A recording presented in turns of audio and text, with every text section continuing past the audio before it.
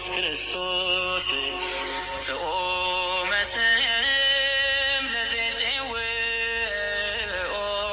ኢየሱስ ክርስቶስ ብስተ ሕይወት ለዘይበልኦ ኢየሱስ ክርስቶስ ጽዋ መድኃኒት ለዘይሰትዮ ከመ ይባርኩነ ይፈኑ አራው ለጸባኢነ ይጽልኦ ወልተሁ ነሲኦ እግዚአብሔር ለየዋሃነ ልብ ወያድኅኖሙ ለትሑታነ መንፈስ። እግዚአብሔር የዋህ ልቦና ቅን ልቦና ላላቸው ቅርብ ነው፣ ከክፉ ነገርም ያድናቸዋል። በደመ ክርስቶስ የተቀደሳችሁ ከአብራከ መንፈስ ቅዱስ ከማኅፀነ ዮርዳኖስ በጥምቀት ልጅነትን ያገኛችሁ እግዚአብሔርን አባታችን ድንግል ማርያምን እናታችን ቤተ ክርስቲያንን የጸሎት የዝማሬ የምስጋና ቦታችን መንግስተ ሰማያት የዘላለም ርስታችን ብላችሁ በፍጹም ልብ አምናችሁ ከቤታችሁ ተነስታችሁ ወደ ቅድስናው ስፍራ ወደ ምህረት አደባባዩ ይቅርታና ምህረት ፍቅር፣ አንድነት፣ ሰላም፣ በረከት ወደሚሰጥበት የመጣችሁ አባቶች፣ እናቶች፣ ወንድሞች፣ እህቶች ሰላምታዬ ለሁላችሁ ይድረሳችሁ። እንደምን ዋላችሁ? እንደምን ሰነበታችሁ? እንደምን ዋላችሁ? አባታችን አምላካችን ፈጣሪያችን ሰማይን በማስተዋል የዘረጋ ምድርን በውሃ ላይ ያጸና ሰውንና መላእክትን ለምስጋና ለውዳሴ ለዝማሬ የፈጠረ ሌሎቹን ፍጥረታት ለአንክሮ ለተዘክሮ ለምግበ ሥጋ ለምግበ ነፍስ የፈጠረ ፀሐዩን ብርሃንና ጨለማውን ክረምትና በጋውን ቀንና ሌሊቱን የሚያፈራርቀው ልዑለ ባህሪ ቅዱሰ ባህሪ ንጹሐ ባህሪ አምላካችን ልዑል እግዚአብሔር ስሙ ለዘላለም የተመሰገነ ይሁን። የተመሰገነ ይሁን። ዕውቀቱን ጥበቡን ማስተዋሉን ይስጠን። የልቦናችንን ደጅ ይክፈትልን። ወደ ትምህርቱ እንገባለን። ቅሩብ እግዚአብሔር ለየዋሃነ ልብ ወያድኅኖሙ ለትሑታነ መንፈስ። እግዚአብሔር የዋህ ልቡና ቅን ልቡና ላላቸው ቅርብ ነው፣ ሩቅ አይደለም።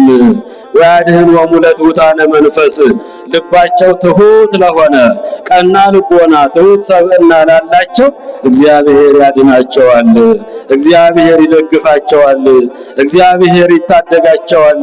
ይህን ቃል የተናገረው ትሑት የሆነው ነቢይ የሆነው ንጉሥ የሆነው ከበጎች መካከል እግዚአብሔር ጠርቶ የሀገር መሪ ያደረገው ሲጠራውም እንደ ልቤ እያለ የሚጠራው ነቢዩ ትሑቱ ንጉሡ ቅዱስ ዳዊት አባታችን ነው።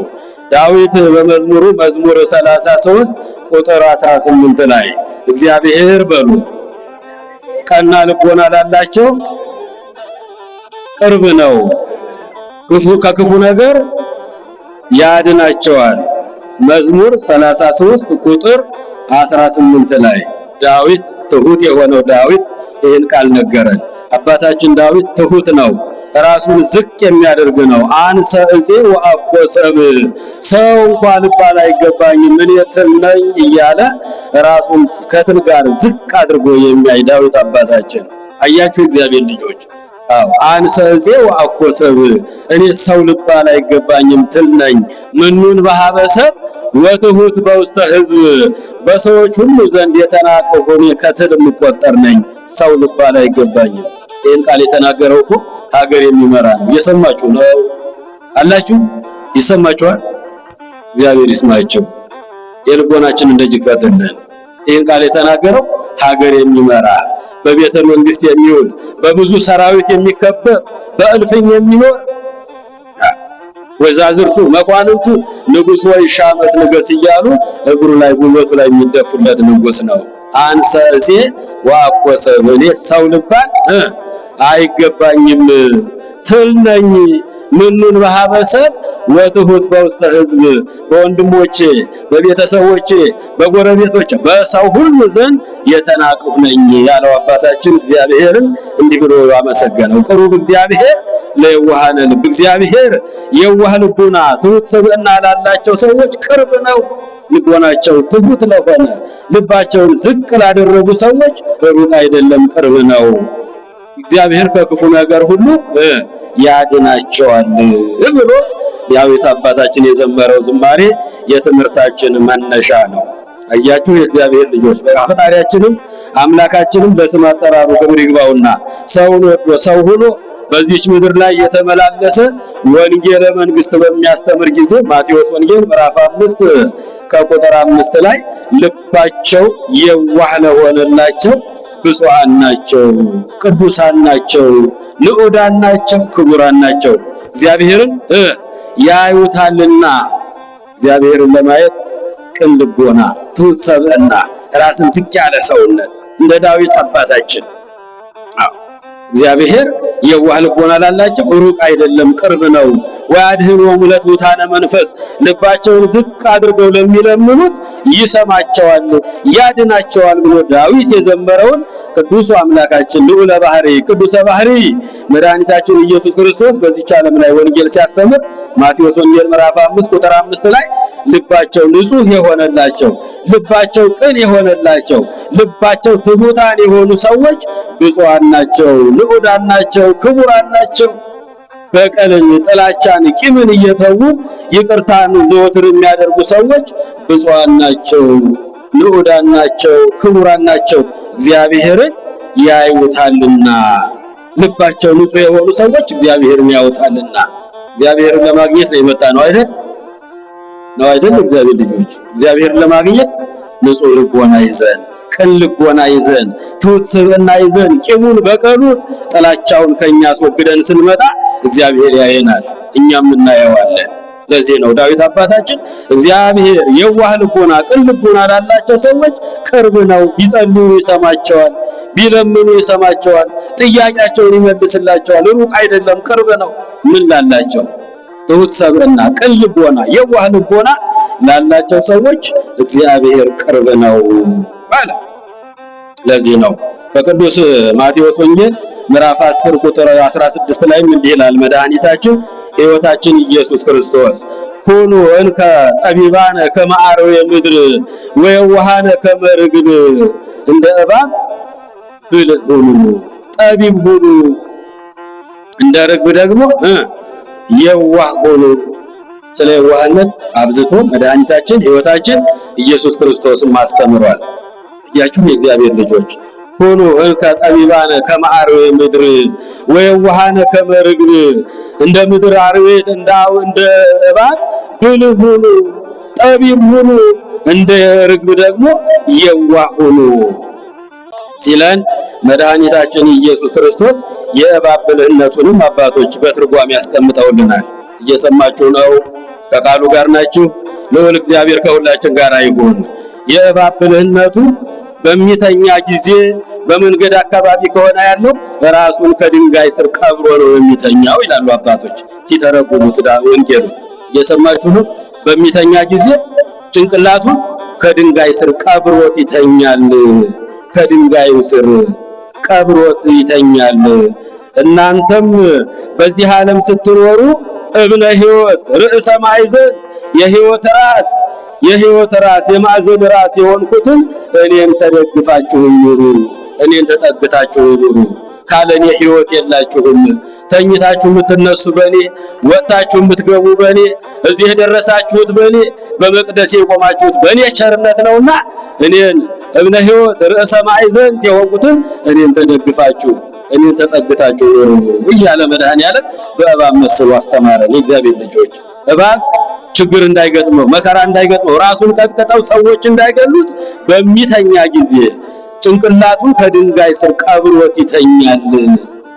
ድንጋይ ስር ደብቆት ይተኛል። እናንተም እብነ ሕይወት ርዕሰ ማዕዘን የሕይወት ራስ የማዕዘን ራስ ተብዬ የምጠራውን እኔን መድኃኒታችሁ ራሳችሁ ኢየሱስ ክርስቶስን ተደግፋችሁ ኑሩ፣ ተጠግታችሁ ይኑሩ፣ ሕይወት ድህነት ታገኛላችሁ እያለ አምላካችን በዚህ መልኩ ያስተምረናል። እየሰማችሁ ነው? ከቃሉ ጋር ናችሁ?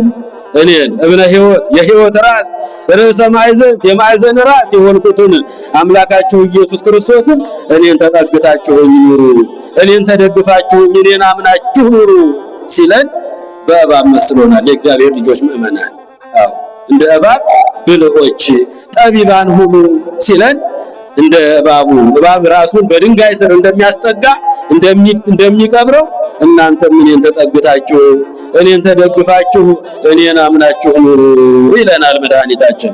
በሁለተኛ ደረጃ እባብ ውሃ ሲጠጣ መርዙን ከውጭ አኑሮ ይጠጣል። ምን አልኳችሁ? ውሃ በሚጠጣ ጊዜ ወደ ወንዝ ወርዶ ወደ ባህር ተጠግቶ ውሃ በሚጠጣ ጊዜ መርዙን ከውሃው ዳር በየብስ ላይ አስቀምጦት ውሃ ይጠጣል። ባያስቀምጠው ኖሮ መርዙን ከውጭ ባያኖረው ውሃውም ይበከላል። እሱም ሰውነቱ ተበክሎ መርዝ ሆኖ የራሱ ሰውነትን ያጠፋዋል፣ ይገለዋልና ውሃ ሲጠጣ መርዙን ከውጭ አኑሮ ይጠጣል። እናንተም ቂም፣ ጥላቻ፣ ትዕቢት ይዛችሁ አትጸልዩ፣ አትጹሙ፣ አትጠቀሙምና አለ መድኃኒታችን። እየሰማችሁ ነው። ቂም መርዝ ስለሆነ፣ ጥላቻ መርዝ ስለሆነ፣ ቂም በቀል መርዝ ስለሆነ እናንተም ቂምና በቀል ጥላቻ ይዛችሁ ወደ መቅደስ አትምጡ፣ አትጹሙ፣ አትጸልዩ፣ መርዝ ሆኖ ይጎዳችኋልና። እስመ ዘያነብር ቂመ ወበቀለ ኢውኩፍት ጸሎቱ በቅድመ እግዚአብሔር። ቂምና በቀልን ጥላቻን ይዞ የሚጸለይ ጸሎት ቅድመ እግዚአብሔር አይደርስምና መርዙን ተፍታችሁት ግቡ። እየሰማችሁ ነው። መርዙን ከውጭ ተፍታችሁት ግቡ። እባብ ብልህ ነው፣ እባብ ጠቢብ ነው። ውሃ ሲጠጣ መርዙ እንዳይጎዳ ወደ ሰውነቱ እንዳይገባ ውሃውን እንዳይበክልበት በየብስ መርዙን አስቀምጦት ነው የሚጠጣው። ውሃ ብልህ ነው፣ ጠቢብ ነው። እናንተም ስትጾሙ ስትጸልዩ መርዝ የሆነውን ቂምና በቀል ጥላቻ ትፉ ታውጡና መርዝ ነው ይጎዳቸዋል እያለ ሁሉ ጠቢባነ ከማሩ የሚድር እንደ እባብ ብልህ ሁኑ፣ ጠቢብ ሁኑ አለ መድኃኒታችን። የእግዚአብሔር ልጆች ውሃ ሲጠጣ መርዙን ከውጭ አድርጎ እንደሚጠጣ እናንተም ቂም ይዛችሁ፣ ጥላቻ ይዛችሁ፣ ትዕቢት ይዛችሁ አትጸልዩ፣ አትጾሙ፣ አይጠቅማችሁምና መርዝ ሆኖ ይጎዳችኋልና። እስመ ዘያነብር ቂመ ወበቀለ ኢውኩፍት ጸሎቱ በቅድመ እግዚአብሔር። ቂምና በቀል ጥላቻ ይዛችሁ ብትጸልዩ ቅድመ እግዚአብሔር ጸሎታችሁ አይደርስምና። ጸሎቱ ለመስተቀይም ከመዘርዝ ወርቀ ማእከለ አሰዋቅ። ቂምና በቀል ይዞ የሚጸልይ ሰው ጸሎት በሾክ መካከል ዘር እንደዘራ ሰው ነው። በሾክ መካከል የተዘራ ዘር ለጊዜው ይበቅላል፣ ቅጠል ያወጣል። እሾኩ ያንቅና ያስቀረዋል፣ እዛው ይጠወልጋል፣ ቅጠሉም እዛው ግፍ ይላል፣ ይደርቃል። እናንተም እንዳትደርቁ በመርዝ የተመሰለውን ቂምና በቀላችሁን አውጡና ጸልዩ፣ ጹሙ ሲለን ነው። አሁን ጾም ነው። አሁን የጸሎት ጊዜ ነው። ቂም ይዘን ጸሎት የለም፣ ጥላቻ ይዘን ጸሎት የለም። እግዚአብሔር ማእምረ ሕዋት ሁሉን አዋቂ መርማሪ ነው። እግዚአብሔር ልብና ኩላሊትን እንደ እባብ ብልህ ሁኑ። ሁለተኛው ይሄ ነው። በሶስተኛ ደረጃ በኖህ ዘመን እባብ የዋህ የሆነችው እንቁላሏን ለመጣል ስታስብ ያቺ ርግብ የተባለችው በየዋህ የተመሰለችው ከዘንዶ አፍ ውስጥ ገብታ ትጥል ነበረ። እባቡም ታግሶ እንቁላሉን እንዳይበላ አፉን ከፍቶ ይጠብቃት ነበረ። ፈልፈላ እስክታወጣ ድረስ አፉን ከፍቶ ታግሶ ሲጠብቃት ኖረ። ቢበላት ኖሮ እንቁላሏን ቢውጥባት ኖሮ ከታች የፈላ ውሃ እየተተከተከ ነው።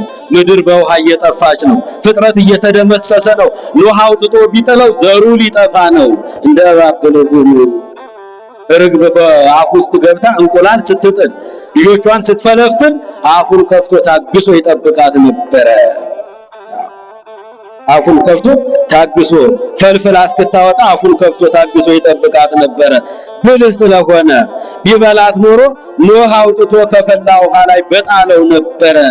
ስለዚህ እናንተም ቂምና በቀልን ይዛችሁ ወደኔ አትምጡ፣ እንደ እባብ ብልሆች ጠቢቦች ሁኑ ብሎ እግዚአብሔር አምላካችን ይሄን ቃል አስተምሮናል። የእግዚአብሔር ልጆች ርግብ የዋህ ናት፣ እናንተም የዋሃን ሁኑ።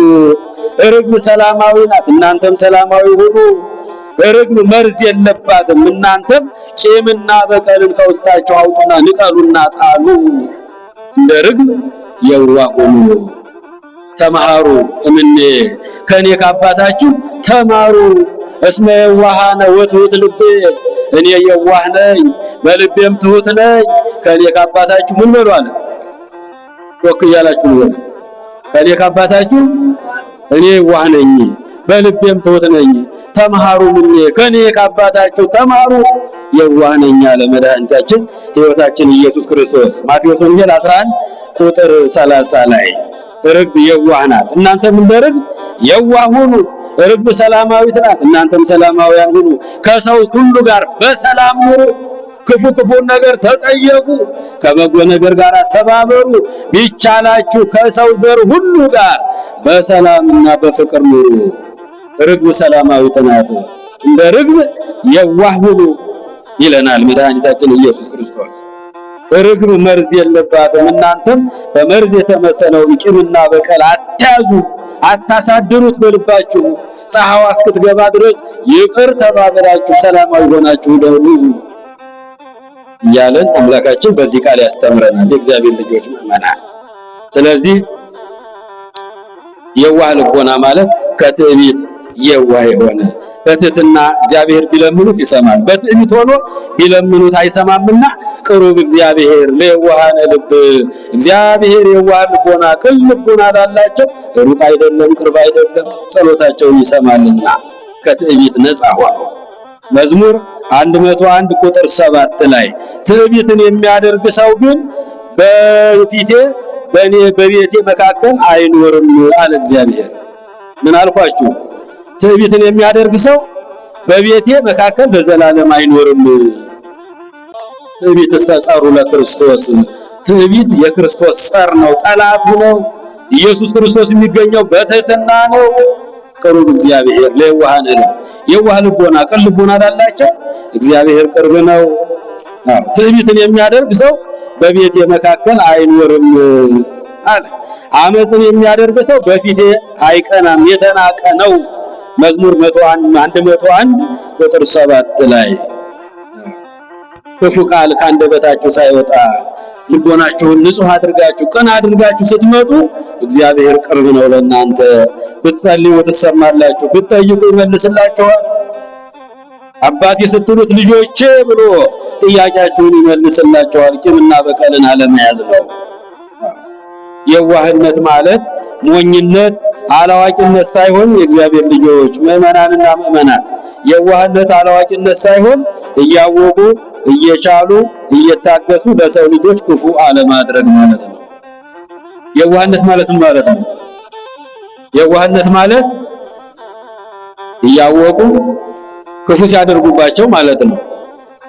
ክፉ ሲያደርጉባቸው። የዋህነት ማለት ሞኝነት አላዋቂነት ሳይሆን እያወቁ እየቻሉ እየታገሱ ክፉ አለማድረግ ንጹህ ልብ መያዝ ማለት ነው የዋህነት ማለት።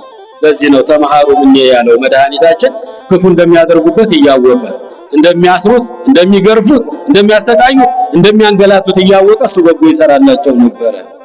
የሰማችሁ ነው። ከቃሉ ጋር ናቸው። እግዚአብሔር ከሁላችን ጋር ይሁን። የዋህነት ማለት ይሄ ነው። ሞኝነት አይደለም፣ አላዋቂነት አይደለም። እያወቁ ክፉ እንደሚደርጉን እያወቅን እየቻልን እየታገስን ለሰዎች በጎ ማድረግ የዋህነት ተብሎ ይጠራል። እንግዲህ በዛሬው ቀን የምንማር አንድ አባ ጳውሊ የዋሁ ጳውሊ ተብሎ የሚጠሩ በቤተ ክርስቲያን በቅድስና ማዕረግ 10ኛው ማዕረግ ላይ የደረሱ አንድ ቅዱስ አባት አሉ። ዛሬ የዕረፍት ቀናቸው ነው። ማን አልኳችሁ? አባ ጳውሊ በዓመት አንድ ጊዜ ሰኔ 22 ቀን በዓለ ዕረፍታቸውን የምናቀርበው እግዚአብሔር ያከበራቸው እግዚአብሔር ከፍ ያደረጋቸው ይህን ዓለም ከእንደ መርገም ጨርቅ ጥለው ወደ ገዳም የገቡ ቅዱስ አባታችን የአባ ጳውሊን ታሪክ እንማራለን። አባ ጳውሊ የተወለዱት በግብጽ ምድር ነው። በየት አልኳችሁ? በግብጽ ምድር ነው። ገና በሕፃንነታቸው መንፈሳዊ ትምህርትን ጠንቅቀው የተማሩ አባት ናቸው። አባ ጳውሊ 3 ነገሮችን ያደርጉ ነበረ። ከትዕቢት ይርቁ ነበረ። ከምን አልኳቸው? ከትዕቢት ይርቁ ነበረ። አንዱ የመጀመሪያው። ሁለተኛ ክፉ ቃል ከመናገር ይቆጠቡ ነበረ። ሁለተኛው ምን አልኳቸው? ክፉ ቃል ከመናገር ይቆጠቡ ነበረ። ሶስተኛው ቂምና በቀልን አይዙም ነበረ። ታዳጊ በቀል ይቅር ባይ ነበሩ። ብፁዓን የዋሃን ልባቸው የዋህ የሆነላቸው ብፁዓን ናቸው፣ ቅዱሳን ናቸው፣ ንዑዳን ናቸው፣ ክቡራን ናቸው። እግዚአብሔርን ያውጣልና የተባለውን ለመፈጸም ሶስት ነገሮችን አያደርጉም ነበረ። ከትዕቢት ይርቁ ነበረ፣ ክፉ ቃልም አይናገሩም ነበረ፣ ቂምና በቀልም አይዙም ነበረ። ኢይጻ አብይ ነገር እምአፉክሙ ከአንደበታችሁ ክፉ ቃል አይውጣ፣ በጎ ቃል እንጂ ከአንደበታችሁ ክፉ ቃል ፈጽሞ አይውጣ። ኤፌሶን 4 ቁጥር 29 ላይ በጎ ቃል እንጂ ፈጽሞ ክፉ ከአንደበታችሁ አይውጣ። ሐዋርያው ብርሃነ ዓለም ቅዱስ ጳውሎስ ኤፌሶን 4 ቁጥር 29 ላይ በጎ ቃል እንጂ የጽድቅ ቃል የእውነት ቃል እንጂ ክፉ ቃል ከአንደበታችሁ ፈጽሞ አይውጣ። ኤፌሶን 4 ቁጥር 29 ላይ ከአንደበታቸው ክፉ ቃል አይወጣም ነበረ። ትከታተሉኛላችሁ? ከአንደበታቸው ምን አይወጣም ነበረ? የመጀመሪያው ትዕቢት አያደርጉም ነበረ፣ ትሁት ነበሩ፣ ራሳቸውን ዝቅ ያደርጉ ነበረ። ሁለተኛው ከአንደበታቸው ክፉ ቃል አይወጣም ነበረ። ሶስተኛው ቂምና በቀል አይዙም ነበረ። ሲበድሏቸው ሲገፏቸው እንደ ክርስቶስ ታጋሽ ነበሩ። የዋህ ቅን ልቦና ነበራቸው። ቅሩብ እግዚአብሔር ለየዋሃነ ልብ እግዚአብሔር የዋህ ልቦና ቅን ልቦና ትሁት ሰብዕና ላላቸው ቅርብ ነው። ይሰማቸዋል፣ ያድናቸዋል፣ ከመከራም ያወጣቸዋል። የተባለውን ቃል ለመፈጸም ሶስት ነገርን አያደርጉም ነበረ። ከአንደበታችሁ በጎ ቃል እንጂ ክፉ ቃል ፈጽሞ አይውጣ። ኤፌሶን 4 ቁጥር 29 ላይ መዝሙረኛው ዳዊት መዝሙር 33 ቁጥር 12 ላይ መኑ ውእቱ ዘይፈቅድ ኃይወ ወያፈቅር መዋዕለ ሰናያተ ክፉ በጎ ዘመንን ለማየት የሚወድ በጎ ቀናትን ለማየት የሚወድ ሰው ማን ነው? እኔ ነኝ ካላችሁ አንደበታችሁን ከክፉ ነገር ከልክሉ፣ ክፉ እንዳትናገሩ። ክላ ልሳነከ እምእኩይ ወከናፍሪከኒ ከመ ይንብባ ጉህሉተ ከንፈሮቻችሁ ክፉ እንዳይናገሩ ከልክሉ። አንደበታችሁን ከክፉ ነገር ከልክሉ። ከአንደበታችሁ በጎ ቃል እንጂ ክፉ ቃል አይውጣ ይለናል ዳዊት አባታችን። ብርሃነ ዓለም ቅዱስ ጳውሎስም ይናገራል። ክላ ልሳነከ እምእኩይ አንደበታችሁን ከክፉ ከልክሉ፣ ወከናፍሪከኒ ከመ ይንብባ ጉህሉተ ከንፈሮቻችሁ ክፉ እንዳይናገሩ ከልክሉ። ተገሃስም እኩይ ወግበር ሰናይ ከክፉ ነገር ሽሹ፣ መልካሙን ብቻ አድርጉ። ከስሳ ለሰላም ወዲግና በጎን ተከተሉ፣ ክፉን ሽሹት። እስመ አዕይንቲሁ ለእግዚአብሔር ሀበ ጻድቃኑ የእግዚአብሔር ዓይኖች ወደ ጻድቃን ናቸውና። አንደበታቸው ክፉ ወደማይናገር ትዕቢት ወደሌለባቸው ቂምና በቀል ወደማይዙ ነውና። እስመ አዕይንቲሁ ለእግዚአብሔር ሀበ ጻድቃኑ የእግዚአብሔር ዓይኖች ወደ እነዚህ ናቸውና። ወእዝኑሂ ሀበ ስእለቶሙ ጆሮዎቹም ያደምጣሉና። ጆሮቹም ያደምጧቸው ዓይኖቹም ያዩዋቸው ሶስት ነገርን የማያደርጉ ሰዎችን ነው። ምን አልኳቸው? ትዕቢት የማያደርጉ፣ ክፉ ቃል ከአንደበታቸው የማይወጣ፣ ቂምና በቀል የማይዙ። ጎበዝ የኔ ልጅ ተባረክ። እየተከታተለ ነው። ቂምና በቀል የማይዙ፣ ከአንደበታቸው ክፉ ቃል የማይናገሩ፣ ትዕቢት የሌለባቸው፣ በጾማቸው በጸሎታቸው በበጎ ስራቸው በጽድቃቸው የማይመኩ። የሚመካ ቢኖር በእግዚአብሔር ይመካ። አንሰ እፄዋኮ ሰሚበን እንደ ዳዊት አባታችን እኔ ትል ነኝ፣ እኔ ምናምንቴ ነኝ፣ በሰው ሁሉ ዘንድ የተናቅሁ ነኝ ይበል። ራሱን ትቢያ አመድ ያድርግ። አያችሁ፣ እንዲህ ነበሩ አባ ጳውሊ። ዛሬ የምናከብራቸው አባታችን ጳውሊ ሶስት ነገርን አያደርጉም ነበረ። ትዕቢትን አያደርጉም ነበረ። ትሁት ነበሩ። የዋሁ ጳውሊ ተብለው ነው የሚጠሩት ከነስማቸው። ማን አልኳቸው? የዋሁ ጳውሊ፣ ደጉ ጳውሊ፣ ቅኑ ጳውሊ ተብለው ነው የሚጠሩ። ለምን?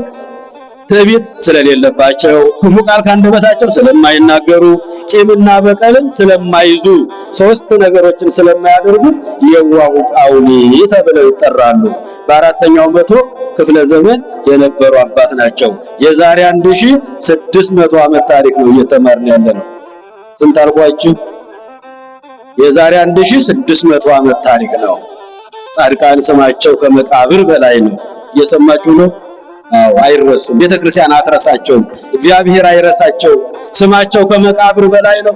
የዛሬ 1600 ዓመት የነበሩ ጳውሊ የመነኮሳት ሁሉ ጀማሪ ከእንጦንስ ቀጥሎ የነበሩ ቅዱስ አባታችን ሶስት ነገር የማያደርጉ በመንፈሳዊ ትምህርት ጠንቅቀው የተማሩ ግን ትሁት የሆኑ እግዚአብሔርን የሚፈሩ በግብርና የሚተዳደሩ አያችሁ እድሜያቸው ለትምህርት በደረሰ ጊዜ ያለ ፈቃዳቸው ሚስት እንዲያገቡ ቤተሰቦቻቸው አስገደዷቸው። የሰማችሁ ነው። ያለ ፈቃዳቸው እሳቸው መንፈሳዊ ናቸው። ቤተሰቦቻቸው ወደ ዓለም እንዲገቡ ትዳር እንዲመሰርቱ ልጅ ወልደው የእሳቸውን ፍሬ ለማየት የሚጓጉ ወላጆች በግድ ወደ ትዳር እንዲገቡ አስገደዷቸው። ያን ጊዜ መንፈሳዊ ናቸው። እሳቸው መንፈሳዊ ነበሩ። በግድ ወደ ትዳር ገቡ። እሳቸው መንፈሳዊ ሰው ናቸው። ያገቧት ሚስት ደግሞ ዓለማዊ ነበረች። እየሰማችሁ ነው። ምንድነች አልኳችሁ? ዓለማዊ ነበረች። እሷ ስጋዊ፣ እሳቸው መንፈሳዊ። እሷ የጊዜያዊ ደስታ፣ እሳቸው የዘላለሙን ደስታ የሚመኙ አባት ናቸው። አርሰው ቆፍረው ነዳያንን እያበሉ እንግዳ እየተቀበሉ የሚኖሩ አባት ነበሩ። ያገቧት ሴት ደግሞ በጣም ቆንጆ ግን ዘማዊ ነበረች። ያያችሁ የሰማችሁ ነው። ዘማዊ ነበረች። እሳቸው ወደ በረሃ ሲሄዱ ለሥራ ሲወጡ እሷ ወንድ ፈልጋ ጎትታ ከእሳቸው መኝታ ላይ ታስተኛ ነበረ። ዝሙት ስራዋ ነበረ። ቆንጆ ነበረች።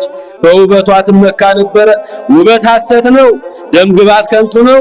እግዚአብሔርን የምትፈራ ሴት ከሁሉ በላይ ናት አለ ጥበበኛው ሰሎሞን። በውበቷ ትመካ ነበረ። ብዙ ወንዶችን እያመጣች በባለቤቷ በዚያ በቅዱሱ ሰው መኝታ ላይ ታስተኛበት ነበረ። እያየ እንዳላየ እየሰማ እንዳልሰማ ታግሶ ይኖር ነበረ። የዋሁ ጳውሊ ያገባት ሴት በጣም ቆንጆ ስለነበረች ዘማዊት ነበረችና እያየ እንዳላየ እየሰማ እንዳልሰማ ታግሷት ይኖር ነበረ። የእሱ ሥራ ማረስ፣ መቆፈር፣ ነዳያንን ማብላት፣ እንግዳ መቀበል። የእሷ ሥራ ደግሞ እሱ ሲወጣላት እሱ መኝታ ላይ ወንድ እያስገባች ዝሙት መፈጸም ነበር። የሁለት ዓለም ሰዎች ነበሩ። የሰማችሁ ከቃሉ ጋር ናችሁ። የሁለት ዓለም ሰዎች ነበሩ። እሷ ምድራዊ፣ እሳቸው ሰማያዊ። እሷ ስጋዊ፣ እሳቸው መንፈሳዊ፣ የዘላለሙን ሕይወት የሚመኙ እንግዳ የሚቀበሉ ነዳያንን የሚያበሉ አርሰው ቆፍረው የሚተዳደሩ የዋህ ትዕቢት የሌለባቸው በበጎ ስራቸው የማይመኩ ቂምና በቀልን የማይዙ ካንደበታቸው ክፉ ቃል የማይነገር ሶስት ነገር የሚያደርጉት አባት ይሄን እያደረጉ እያዩ እንዳላዩ የታገሱ ለበርካታ ዓመታት አብረዋት ኖሩ። ልጆችንም አፈሩ። እሳቸውን በእውነቱ ሶስት ስራዎችን ይሰሩ ነበረ። ነዳያንን ያበላሉ፣ እንግዳ ይቀበላሉ፣ እግዚአብሔርን ደስ እያሰኙ ይኖሩ ነበረ። እሷ ደግሞ ሰይጣንን ደስ እያሰኘች ትኖር ነበረ። የሁለት ዓለም ሰዎች ሆነው ብዙ ዓመታትን ኖሩ። ከዕለታት አንድ ቀን ከሥራ ውሎ ሲገባ ከቤቱ ጠባቂ ከአገልጋዩ ጋራ ከዘበኛው ጋራ በራሱ አልጋ ላይ ተኝታ ከሥራ ሲገቡ አባታችን አባ ጳውሊ በራሳቸው አልጋ ላይ ከዘበኛው ጋር ከጥበቃ ሰራተኛው ጋር ከሱ ላይ ተኝታ አገኟቸው። የዋሁ ጳውሊ፣ ደጉ ጳውሊ፣ የእግዚአብሔር ልጆች በትከሻው ላይ መጥረቢያ አለ። ሰዎች እንደሚያደርጉት ማድረግ ይችል ነበረ። ሁለቱም ላይ እርምጃ ሊወስድባቸው ይገባ ነበረ። እጅ ከፍንጅ ነው የያዛቸው። በራሱ መኝታ ላይ የራሱን ዘበኛ ይዛ ተኝታ አገኛት። ያን ጊዜ አባታችን አባ ጳውሊ ሰሐቀ ወአክሞሰሰ ፈገግ አለና ሳቀባቸው። ሳቀባቸው። የዋሁ ጳውሊ ሰሐቀ ወአክሞሰሰ ፈገግ ብሎ ሳቅ አለባቸውና በትከሻው ላይ መጥረቢያ አለ። መቁረጥ አይችልም፣ ማጥፋት አይችልም። ሁለቱም ላይ እርምጃ መውሰድ ይችላል አይችልም? የዋሁ ጳውሊ ካንደበቱ ክፉ ቃል የማይወጣ ቂምና በቀል የማይዝ ጥላቻ የሌለበት ትዕቢት የሌለበት በበጎነት በደግነት የተሞላው ጳውሊ አባታችን በትከሻው ላይ መጥረቢያ ይዟል። ነገር ግን እርምጃ ልውሰድባቸው አላለም። ሰሐቀ ወአክሞሰሰ ፈገግ አለና ሳቀባቸው። ቁም ሳጥኑን ከፈተና አዲሱን ጋቢ ያወጣና በላያቸው ላይ ደረበባቸው። ትዳራችሁ የሞቀ የደመቀ ይሁንላችሁ አላቸው። የቁም ሳጥኑ ቁልፍ እዚህ ጋር አለላችሁ፣ ብሩ ወርቁ እዚህ ጋር አለላችሁ። መልካም ትዳር ይሁንላችሁ። አንቺ ምድራዊነትን ስጋዊነትን መርጠሻልና ትዳርሽ መልካም ይሁንልሽ አለ። ድሪቶ ለበሰ፣ ጨርቅ ለብሶ ወደ ገዳም ገባ። አቤት መታደል እግዚአብሔር ልጆች! አቤት ትዕግስት! አቤት ደግነት! አያችሁት አይደል? ዛሬ ሰው በሚስቱ ላይ ሚስት በባሏ ላይ በእውነቱ በጥርጣሬ ብዙ ነገር ውስጥ ይገባሉ። መርዝ የሚያጠጡ አሉ፣ እርምጃ የሚወስዱ አሉ፣ ብዙ ደረጃ የሚደርሱ አሉ። እሱ ግን በተግባር አያቸው፣ ሳቀባቸው፣ ፈገግ አለባቸው። አንቺ ምድራዊ፣ አንቺ ስጋዊ የሰይጣን ማደሪያ ሆነሻል፣ ትዳርሽን ይባርክልሽ፣ በቃይ ከዚህ በኋላ አለ። ያው የቁም ሳጥኑ ብሩ እዚህ ጋር አለ፣ ወርቁ እዚህ ጋር አለ። አዲሱን ጋቢ ደረበና ሞቅ ያለ ትዳር ያድርግላችሁ ያለ አባት ነው። የእግዚአብሔር ልጆች ምዕመናን፣ እንግዲህ ቅዱሳን አባቶቻችን ሲመንኑ ይህን ዓለም ሲንቁ ሶስት ነገርን ንቀው ነው የሚሄዱት። ስንት አልኳችሁ? ሶስት ነገርን ይልቃሉ። እንደ ቃሉ እንደ ፈቃዱ ለመኖር ሶስት ነገሮችን ንቀው ይሄዳሉ። የመጀመሪያ ቤተሰብን፣ ትዳርን፣ አባትን፣ እናትን፣ ወንድምን፣ እህትን፣ ዝናን፣ ስልጣንን፣ ሹመትን ሁሉንም ይንቃሉ። ለስም አጠራሩ ክብር ይግባውና መድኃኒታችን ሕይወታችን ኢየሱስ ክርስቶስ ማቴዎስ ወንጌል ምዕራፍ 10 ቁጥር 37 ላይ ከኔ ይልቅ አባቱን፣ ወንድሙን፣ እህቱን፣ ሴት ልጁን፣ ወንድ ልጁን፣ ሚስቴን፣ ባሌን የሚል ሁሉ ለኔ ሊሆን አይገባውም፣ ሊያገለግለኝም አይችልም የሚለው የመለኮት ቃል በልባቸው ሰሌዳ ይጻፋል። እነዚህ ሁሉ ይተዋሉ፣ ትዳራቸውን ይንቁታል። እግዚአብሔር ይበልጣል ይላሉ አይደለ? እግዚአብሔር ልጆች በትከሻው መጥረቢያ አለ። እሷንም እጇን እግሯን መቁረጥ ይችል ነበር። እሱንም እርምጃ ሊወስድበት ይገባ ነበር። ሰሐቀ ወአቅሞሰሰ ፈገግ አለባቸው። የሞቀ ትዳር ይሆንላችሁ፣ እንዲያውም ልደርብላችሁ አለ። ጋቢውን አመጣና ለበሳቸው። አቤት ትዕግስት፣ አቤት ደግነት፣ አቤት የዋህነት! በእውነቱ ዛሬ የምናከብረው አባት አባ ጳውሊ ይሄ ነው። ብዙ ነገሮችን ሁሉንም ናቀ። ሀብቱን ናቀ፣ ንብረቱን ናቀ፣ ትዳሩን ናቀው፣ ቤቱን ናቀው። ሁሉንም ጥሎ ቤቱን እንደተከፈተ ጥሎ ወደ በረሃ ሄደ። ቅዱሳን ሲበቁ እንደዚህ ናቸው። እግዚአብሔርን የሚፈልግ ሰው ሁሉን ይንቀዋል። ምድራዊውን፣ ስጋዊውን፣ ይህን በዚህ ዓለም ያለውን ነገር ሁሉ እንደ ብላሽ ቆጥረዋል። ቤተሰብን፣ እናትን፣ አባትን፣ ወንድምን፣ እህትን፣ ሴት ልጅን፣ ወንድ ልጅን፣ ስልጣኑን፣ ዝናን፣ ሹመትን ሁሉንም ንቀው ወደ በረሃ ይሄዳሉ። ከኔ ይልቅ አለ መድኃኒታችን፣ ከኔ ይልቅ ከዘላለም ሕይወት ከኔ ይልቅ እናቴ፣ አባቴ፣ ወንድሜ፣ እህቴ፣ ሴት ልጄ፣ ወንድ ልጄ፣ ባሌ፣ ትዳሬ፣ ሚስት የሚል ሰው ለኔ ሊሆን አይገባውም፣ ሊያገለግለኝም አይችልም። የመከራ መስቀሉን ተሸክሞ የማይከተለኝ ለኔ ሊሆን አይገባውም፣ ሊያገለግለኝም አይችልም። ሁሉም ተወ፣ ትዳሩን ተወ፣ ናቀው። የሰበሰበውን ሀብት ያውላችሁ እዚህ ጋር ነው፣ ቁም ሳጥኑ ጋር ነው ያለው። ብሩ ወርቁ እዚህ ውስጥ ነው ያለው። ትዳራችሁ የሞቀ ይሁንላችሁ፣ እኔ እግዚአብሔርን እመስላለሁ፣ አንቺ ሰይጣንን መስለሽ ነው ያላት። ቤቱን ጥሎ ወጣ።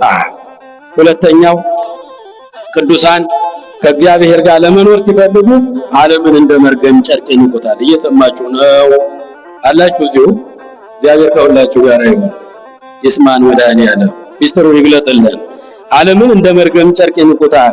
አንደኛ ዮሐንስ ምዕራፍ 2 ከቁጥር 15 ላይ ኦ አሃው የታፈረው ለዓለም ወይዝሃሉ ሰዓለም ዓለሙን ኃላፊ ንብረቱን ኃላፊ ፍትወቱን ኃላፊ እስመ ኩሉ ኃላፊ ውጡ። ወንድሞቼ ይህን ዓለም አትውደዱት፣ እህቶቼ ይህን ዓለም አትውደዱት፣ ወዳጆቼ ይህን ዓለም አትውደዱት። ዓለሙ ኃላፊ ነው፣ ንብረቱ ኃላፊ ነው፣ ስልጣኑ ኃላፊ ነው፣ ውበቱ ኃላፊ ነው፣ ትዳሩም ኃላፊ ነው፣ ጊዜያዊ ነው። የማያልፈው የእግዚአብሔር መንግስት ነው። ሁሉም ተውት አደረገ አባታችን አባ ጳውሊ። እግዚአብሔር ጠራው። የእግዚአብሔር ልጆች ምዕመናን ሁሉንም ናቀው፣ እንደ ጉድፍ እንደ መርገም ጨርቅ ቆጠረው። አንደኛ ዮሐንስ ምዕራፍ 2 ቁጥር 15 ላይ ወንድሞቼ፣ እህቶቼ፣ አባቶቼ፣ እናቶቼ፣ ወዳጆቼ ይህን ዓለም ከፀሐይ በታች ያለውን ዓለም አትውደዱት። ውሸታም ነው፣ አታላይ ነው፣ ጊዜያዊ ነው፣ ቀጣፊ ነው። ዓለሙ ኃላፊ ነው፣ ንብረቱ ኃላፊ ነው። ዝናው፣ ስልጣኑ፣ ሹመቱ፣ ትዳሩ፣ ንብረቱ ሁሉም ኃላፊ ነው። የማያልፈው የእግዚአብሔር መንግስት ነው። አባ ጳውሊ ሚስቱን ተዋት፣ የሞቀ ትዳር ይሆንልሽ አላት። ንብረቱ እዚህ ጋር ነው ያለልሽ አላት። ቁልፉን ተረከቡኝ አላቸው። ደረበላቸው፣ ጋቢውን ጥሎላቸው ወጣ። የእግዚአብሔር ልጆች እነዚህን ትቶ ነው። እግዚአብሔር አምላክ እንዲህ ነው በእውነቱ ሲጠራ ይጠራል። እግዚአብሔር አምላክ ጸሎቱን ሰማውና እግዚአብሔር ለቅድስና ጠራው። በዚህ ጊዜ አባታችን አባ ጳውሊ ሁሉን ትቶ ትዳራችሁ የሞቀ ይሁን ብሎ እነሱን ጋቢ አልብሶ ቁልፉን አስረክቦ የቤቱን ቁልፍ ጥሎ ሁሉንም ዓለምን እንደ መርገም ጨርቅ ሁሉንም ጥሎ ወደ ገዳም ገባ። ፈገግ አለ፣ ሳቀባቸውና አያችሁ ከንቱ መሆኑን የዓለምን ከንቱነት የተረዳ አባታችን ሁሉን ናቀና ፈገግ ብሎ ሳቀባቸውና ሁሉን አስረክቧቸው ሁሉንም ጥሎ ገዳም ገባ። ገዳም ገባ አባታችን አባ ጳውሊ። በዚህ ጊዜ እሱም በገዳም በጾም በጸሎት ተወስኖ ኖረ። ለትልቅ ቅድስናም ለ10ኛው ማዕረግ በቃ። እንዘ ይብል አቡነ ዘበሰማያት አቡነ ዘበሰማያት ብሎ ሲጸልይ 7ቱ ሰማያት ይከፈቱለት ነበረ። ክብር ምስጋና ለመድኃኔዓለም ይሁን። አዎ ስንፈልገው እግዚአብሔር ቅርብ ነው። ቅሩብ እግዚአብሔር ለየዋሃነ ልብ የትምህርታችን መነሻ ይሄ ነው። ትምህርት አሰጣጥ እንደዚህ ነው። እግዚአብሔር ልጆች የዋህ ልቦና ላላቸው፣ ቅን ልቦና ላላቸው፣ ትሑት ስብዕና ላላቸው ከክፉ ነገር ርቀው ለሚለምኑት እግዚአብሔር ቅርብ ነው። ወእምኩሉ ያድኅኖሙ ከመከራም ያድናቸዋል፣ ጸሎታቸውንም ይሰማቸዋል። አባ ጳውሊን አልሰማውም? የእግዚአብሔር ልጆች ሰማው። ጸሎቱን እኮ ቅን ልቦና ስላለው 3 ነገር ስለማያደርግ ትዕቢት ስለሌለበት ነዳያን አበላለሁ፣ እንግዳ አቀበላለሁ፣ እጾማለሁ፣ እጸልያለሁ እያለ እንደዚያ እንደ ፈሪሳዊ ሳይመጻደቅ ራሱን ዝቅ አድርጎ የኖረው ትሑት የሆነው እንደ ዳዊት አባታችን ከትዕቢት ነፃ ሆኖ አንደበቱ ክፉ ቃል ሳይናገር ክፉ ቃል አልወጣውም እኮ። ትዳራችሁ የተባረከ ሞቅ ያለ ትዳር ይስጣችሁ አላቸው። ዘመናችሁ ይባረክላችሁ፣ የእግዚአብሔር እንድምሰል እናንተ ደግሞ እናንተን መስላችሁ ኑሩ አላቸው። የእግዚአብሔር ልጆች ምእመናን እንዲህ ነው አባታችን ዛሬ የምናከብራቸው እንዲህ አይነት አባት ነበሩ። በጾም በጸሎት ተወስነው ሲኖሩ ለትልቅ ቅድስና ማዕረግ በቁ። የሰዎች ሁሉ ኃጢአት በግንባራቸው ተጽፎ ይታያቸው ነበር። አያችሁ ሰው እግዚአብሔርን ሲመስል የዓለምን ሁሉ ነገር ማየት ይችላል። መላእክት ሲወጡ ሲወርዱ ከእግዚአብሔር ምሕረት ይዘው ከእግዚአብሔር ቸርነት ይዘው ሲወጡ ሲወርዱ የሰውን ጸሎት ሲያሳርጉ ቅዱሳን መላእክትን ያያቸው ነበር። ማን ነው እሱ? አባ ጳውሊ አትሉ? በዚህ አይሰማችሁም እንዴ? ማን ነው እሱ? አባ ጳውሊ። መላእክት ሲወጡ ሲወርዱ ያሸበሸቡ ለምስጋና ለውዳሴ ምስጋና ይዘው ጸሎት ይዘው ለሰው ልጆች ምሕረት ቸርነት ይዘው ሲወርዱ ያያቸው ነበር። ሲወጡ የሚታዩት ነበር። ወደ ገዳም የሚመጡ ብዙ ምእመናን ነበሩ። እሱ ካለበት ገዳም ሲመጡ በግንባራቸው ላይ ኃጢአታቸው የሰው ሁሉ ኃጢአት ተጽፎ ይታየው ነበር። ማን ነው እሱ? አባ ጳውሊ። የሰዎች ሁሉ ኃጢአት ይታየው ይነበብለት ነበር። ሰው እግዚአብሔርን ሲመስል ሁሉን ይመረምራል፣ እሱ ግን አይመረመርም። ሁሉን ያያል፣ እሱ ግን አይታይም፣ ይረቃል። ዓለምን ትቶት ወጣ። ከኔ ይልቅ አባቴ፣ እናቴ፣ ሚስቴ፣ ባሌ፣ ወንድ ልጄ፣ ሴት ልጄ የሚል ሰው እኔን ሊመስል አይችልም፣ ለኔ ሊሆን አይገባውም አለ ክርስቶስ። ሁሉን ትቶ ወጣ። የሰዎች ሁሉ ኃጢአት በግንባራቸው ተጽፎ ሰርቀው ከሆነ ዋሽተው ከሆነ ዘሙተው ከሆነ ሰርቀው ከሆነ ሌላ አድርገው ከሆነ በየሰዎች ኃጢአት ሁሉ ግንባራቸው ላይ ተጽፎ ይታየው ነበረ። እሱም ለነዚያ ሰዎች በልቡ ተደፍቶ ስቅ ብሎ ያለቅስላቸው ነበረ። ማራቸው፣ ይቅር በላቸው። እንዲህ የሚጸልይልን አባት ይዘዝልን መድኃኔዓለም። አሜን በሉ፣ አሜን በሉ። እንዲህ የሚጸልይልን አባት እግዚአብሔር ያምጣልን። በልቡ ተደፍቶ ካልማርካቸው እነከሊትን እነከሌን ካልማርክልኝ አልነሳም ብሎ በልቡ ድፍት ብሎ እንባውን ሸቅ እያደረገ ያፈስላቸው ነበር። ማን ነው እሱ? አባ ጳውሊ። የእግዚአብሔር ድምጽ ከሰማይ እስኪመጣለት ድረስ የጸለይክላቸው የለመንክላቸው እነከሊትን ይቅር ብያቸዋለሁ፣ ኃጢአታቸውን ደምስሼላቸዋለሁ የሚል ድምጽ ከሰማይ እስኪሰማ ድረስ በልቡ ተደፍቶ ያለቅስላቸው ነበር። ማን ነው እሱ? አባ ጳውሊ። የዋሁ ጳውሊ፣ ደጉ ጳውሊ፣ ከአንደበቱ ክፉ ቃል የማይወጣው ቂምና በቀል የማይዘው ትዕቢት የሌለበት በደግነት በቅድስና የተሞላው ጳውሊ የሰዎች ኃጢአት ሁሉ እንደ መስታወት በግንባራቸው ላይ ተጽፎ ይታየው ነበር። ገዳም በረከት ለማግኘት ለመሳለም የሚመጡ ሁሉ በገዳም ውስጥ መሽገው ካባ ለብሰው መነኩሴ መስለው የሚኖሩ ኃጢአተኞቹን እነሱ ሁሉ ያያቸው ነበረ። እሱ ግን ማንም አያውቀው ነበር። የእግዚአብሔር ሰዎች ሁሉን ይመረምራሉ፣ እነሱ ግን አይመረመሩ። ሁሉን ያያሉ፣ እነሱ ግን አይታዩ። እግዚአብሔር ጠራው፣ ከዓለም ጠራው። እናንተ ዓለምን ምሰሉ፣ እኔ ክርስቶስን ልምሰል፣ እሱን ፍለጋ ልውጣ እኮ ነው ያለው። የእግዚአብሔር ልጆች ምእመናን፣ በዚህ ጊዜ ለሰዎች ሁሉ ኃጢአት እንባውን እያፈሰሰ ይጸልይላቸው አብዝቶም ያለቅስላቸው ነበረ። ብዙ ሰዎችም ወደ እርሱ ወዳለበት ገዳም እየመጡ ይጸልይላቸው ነበረ። ጌታም ጸሎቱን ሰምቶ ይቅር ብያቸዋለሁ፣ ጸሎትን ሰምቻለሁ፣ ኃጢአታቸውን ደምስሻለሁ ብሎ ድምፅ እስኪያሰማው ድረስ ከወደቀበት አይነሳም ነበረ። በልቡ ተደፍቶ ያለቅስላቸው ነበረ። ከብቃቱ የተነሳ የሰው ሁሉ ኃጢአት ይገለጽለት ነበረ። በግንባራቸው ተጽፎ ይታየው ነበረ። እሱም እየጸለየ ከእግዚአብሔር ጋር ብዙ ሰዎችን ያስታርቃቸው ነበረ። ከዕለታት አንድ ቀን አንዲት ሴት ወደሱ መጣች። ክፉ መንፈስ ያደረባት፣ አረፋ የሚያስደፍቃት፣ ጥርሷን የሚያስገጥጣት፣ እሳት ላይ የሚጥላት፣ መከራ የሚያሰቃያት አንዲት ልጅ ወጣት መጣች። እሱ ወዳለበት እባክህ ፈውስልን አሉት ቤተሰቦቿ። መፈወስ እየቻለ አጋንንቱ በሷ ላይ አድሮ እንዴት ማድረግ ምን እንደሚያደርግ እየታየው ክብሩ እንዳይታወቅበት ራሱን ዝቅ አደረገ፣ ሸሸገ። ያን ጊዜ አባ እንጦንስ ነው ያንቺ ላይ ያደረው ሰይጣን የሚያወጣ፣ እኔ አልችልም አባ እንጦንስ ነው አለ። ያን ጊዜ ሰይጣንን ጠራውና አባ እንጦንስ ከሷ ላይ ውጣ ብሎሃል ብሎ ነገረው። ያን ጊዜ እንጦንስ ማን ነው? እንጦንስንም አላውቅም አንተንም አልፈራህም አለው ሰይጣን። በሷ ላይ ያደረው ሰይጣን አረፋ የሚያስደፍቃት፣ ጥርሷን የሚያስገጥጣት፣ እሳት ላይ የሚጥላት፣ መከራ የሚያበላት ያችን ልጅ ከሰው በታች አዋላት ሰይጣን በሷ ላይ አድሮ ሰይጣን አልወጣም እንጦንስንም አላውቀው አንተንም አልፈራህም አልወጣም አለ። ያን ጊዜ በጣም ከጋለ ድንጋይ ላይ እሳት የሚያቃጥል እሳት እንደ እሳት ከሚነድ ዋይ በረሃ ውስጥ እዚያ ላይ ድፍት አለና በዚህች ሰው ላይ ያደረው ሰይጣን ካልወጣ እኔም ከዚህ ላይ አልነሳም ብሎ ድፍት ብሎ በልቡ ያለቅስላት ጀመረ። የሰማችሁ ነው። ያለቅስላት ይጸልይላት ጀመረ። እግዚአብሔር የጻድቃንን ጸሎት ይሰማል፣ ከኃጢአተኞች ከበደለኞች ፈጽሞ ይርቃል። መጽሐፈ ምሳሌ ምዕራፍ 15 ቁጥር 29 ላይ እግዚአብሔር የጻድቃንን ጸሎት ምን ይላል? ምን ይላል? ይሰማል። ከኃጢአተኞች ከበደለኞችስ ይርቃል። ጸሎታቸውን አይሰማም፣ ጥያቄያቸውን አይመልስም። ጸሎቱ ለመስተቀይም ከመዘር ዘወድቀ ማእከለ አጽዋዕ፣ ቂመኛ በቀለኛ ጥላቻ ያለበት ክፋት ያደረበት ሰው ቢጾም ቢጸልይ ጸሎቱ ቅድመ እግዚአብሔር አይደርስም። በሾክ ውስጥ እንደተዘራው ይሆናል።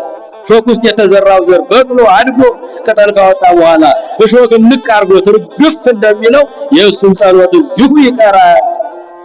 እኛም እኮ እንጸልያለን፣ ግን ልባችን ንጹህ ነው። የእግዚአብሔር ልጆች ቅሩብ እግዚአብሔር ለየዋሃነ ልብ የዋህ ልቦና ቅን ልቦና ትሑት ሰብዕና ላላቸው እግዚአብሔር ቅርብ ነው።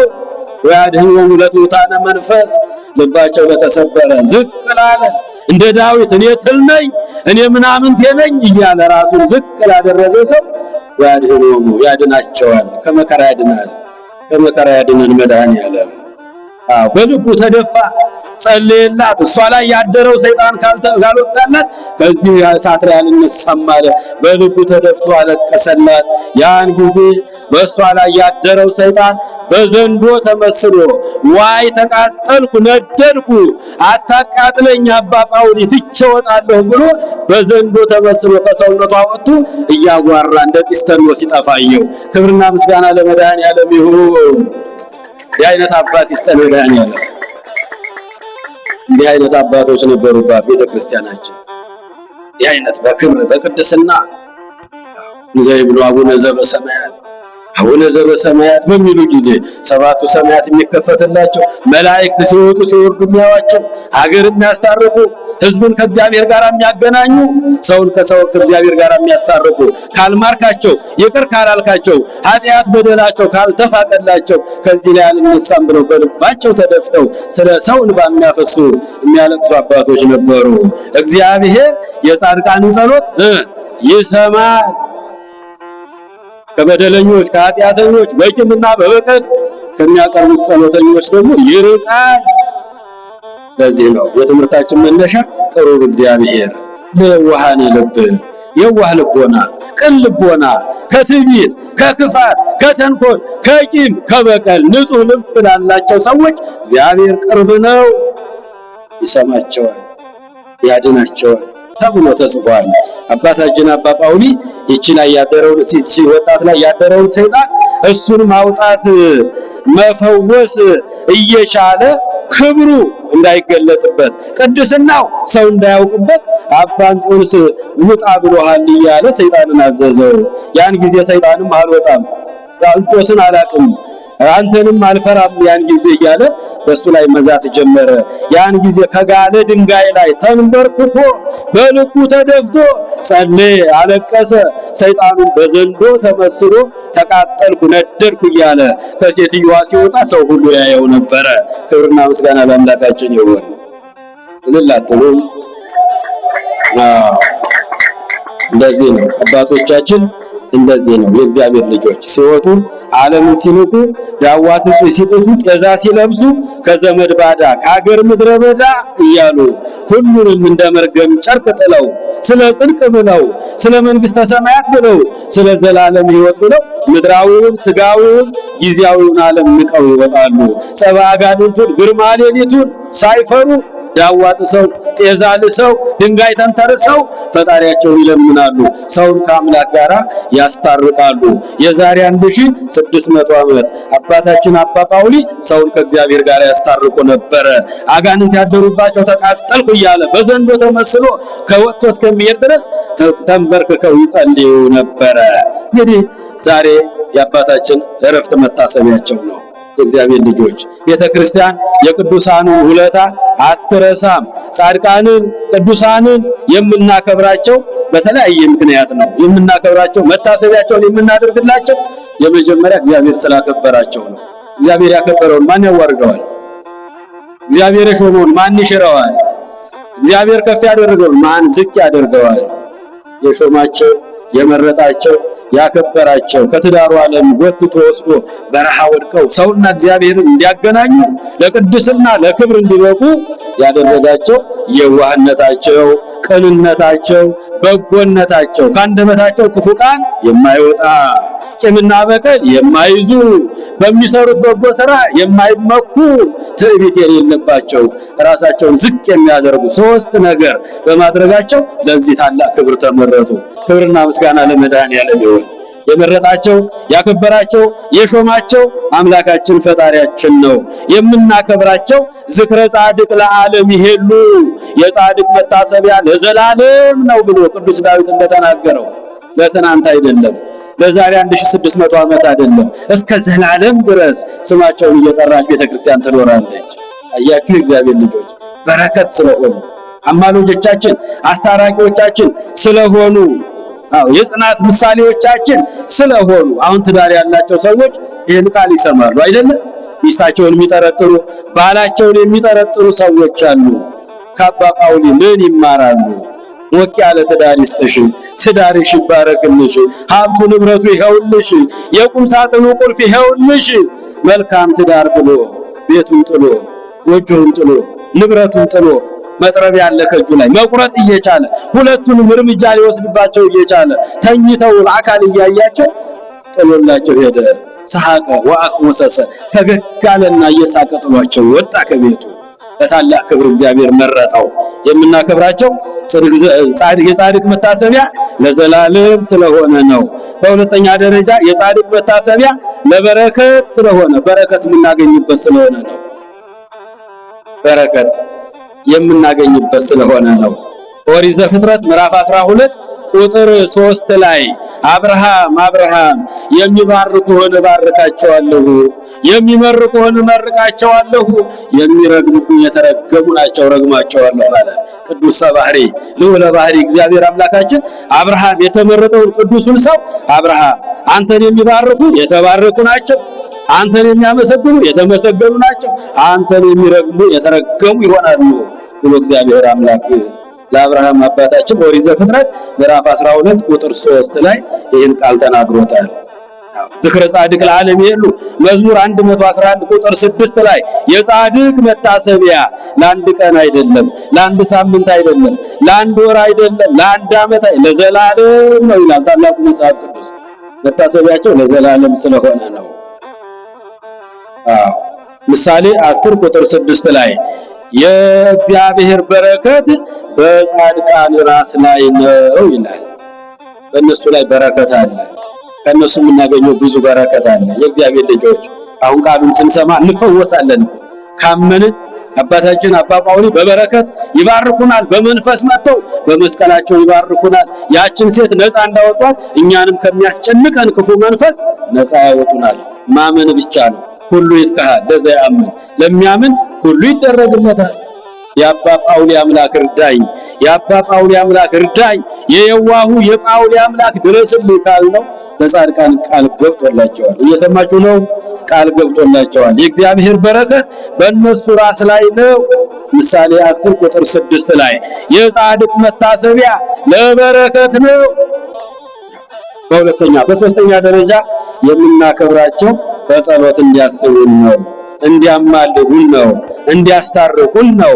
ቅድምን በጠቀስነው መዝሙር 33 ቁጥር 15 ላይ የእግዚአብሔር ዓይኖች ወደ ጻድቃን ናቸው፣ ጆሮዎቹም ወደ ልመናቸው ነው። ልመናቸውን ማን ይሰማል? ዓይኖቹን ለማን ያሉ? ጻድቃን። ጆሮዎቹ ማን ያደምጣሉ? ጻድቃን። ጆሮዎቹ ስለሚያደምጣቸው ዓይኖቹ ስለሚያያቸው እንዲጸልዩልን፣ እንዲያስታርቁን፣ እንዲያማልዱን እኛ ኃጢአተኞች በደለኞች ነን።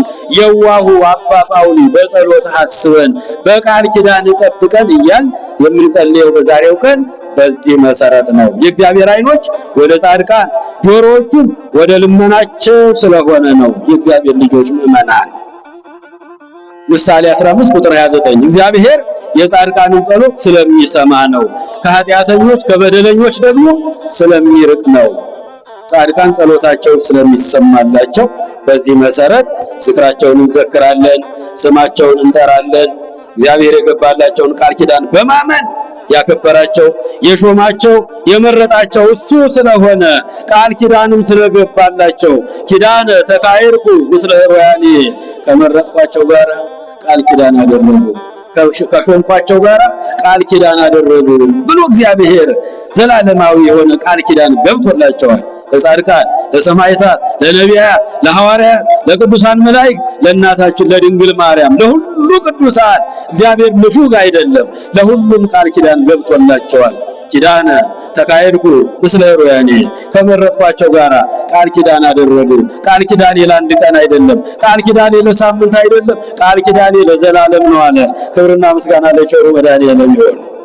ቃል ኪዳን ስለገባላቸው መዝሙር 88 ቁጥር 3 ላይ እነሆ ከመረጥኳቸው ጋር ቃል ኪዳን ገባሁ ብሎ አምላካችን ቃል ገብቶላቸዋል። ስለ የዋሁ ጳውሊ ስንማር የቆየነው እግዚአብሔር ቃል ኪዳን ስለገባላቸው ነው።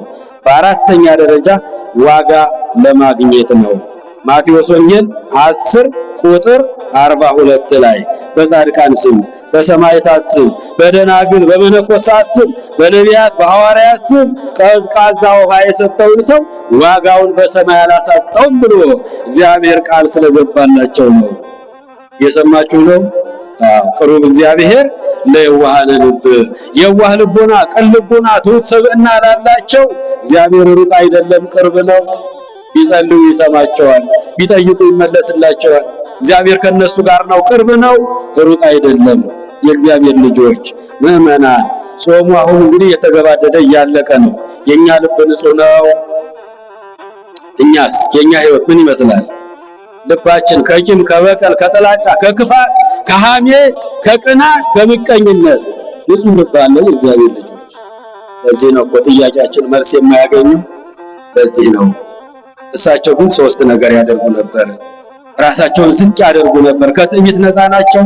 ክፉ ቃል ካንደበታቸው አይወጣም ነበር። ቂምና በቀል ፈጽሞ አይዙም ነበር። እንደ ክርስቶስ አዳጌ በቀልን ይቅር ባይ ነበሩ። የዋህ ልቡና ነበራቸው። የዋህነት የእግዚአብሔር ልጆች እያዩ እንዳላዩ፣ እየሰሙ እንዳልሰሙ፣ ባለቤታቸው ታደርገው የነበረውን ሁሉ እያዩ ታግሰው ለብዙ ዓመት ኖሩ። መጨረሻ ከጠባቂው ከቤቱ ጠባቂ ከዘበኛው ጋር ተኝታ ታገኛቸው። ሳቀ ዋቅሞ ሰሰ ፈገግ ብለው ሳቁባት። በእንግዲህ ዓለምን መስለሽ ኑሪ፣ እኔም እግዚአብሔርን መስዬ ልኑር፣ የሞቀ ትዳር ይስጥሽ ብለው ሁሉን ትተው ወደ እግዚአብሔር ሄዱ። ዛሬ ስማቸው እየተጠራ ነው። እሷ ግን አፈር ትቢያ ሆና ለብሳ አፈር ትቢያ ሆናለች። ደስታዋም ጨልሟል። ይህ ዓመት የ10 ዓመት ደስታ ነው የሷ ደስታ። የአባ ጳውሊ የየዋሁ ጳውሊ ደስታ ግን ለዘላለም ነው። የጻድቃን መታሰቢያ ለዘላለም ነው። በረከታቸው በሁላችንም ላይ ይደርብን። ቅሩብ እግዚአብሔር ለየዋሃነ ልብ፣ የዋህ ልቡና ቅን ልቡና ላላቸው እግዚአብሔር ሩቅ አይደለም፣ ቅርብ ነው። ከትዕቢት፣ ከጥላቻ፣ ከክፋት፣ ክፉ ከመናገር፣ ቂምና በቀል ከመያዝ የዋህ ልቡና ቅን ልቡና ያላቸው ሰዎች እግዚአብሔር ቅርብ ነው፣ ይሰማቸዋል። የሁላችንም ጸሎት ይስማን።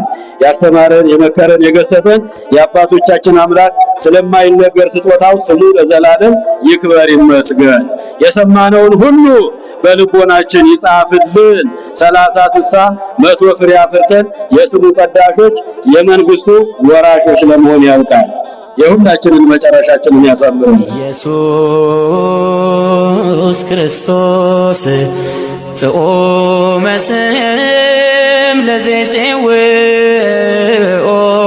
ኢየሱስ ክርስቶስ ህብስተ ሕይወት ለዘይበልኦ ኢየሱስ ክርስቶስ ጽዋ መድኃኒት ለዘይሰትዮ ከመ ይባርኩነ ይፈኖ አዳኦ ለጸባኢነ ይጽብኦ ወልተሆ ነሲኦ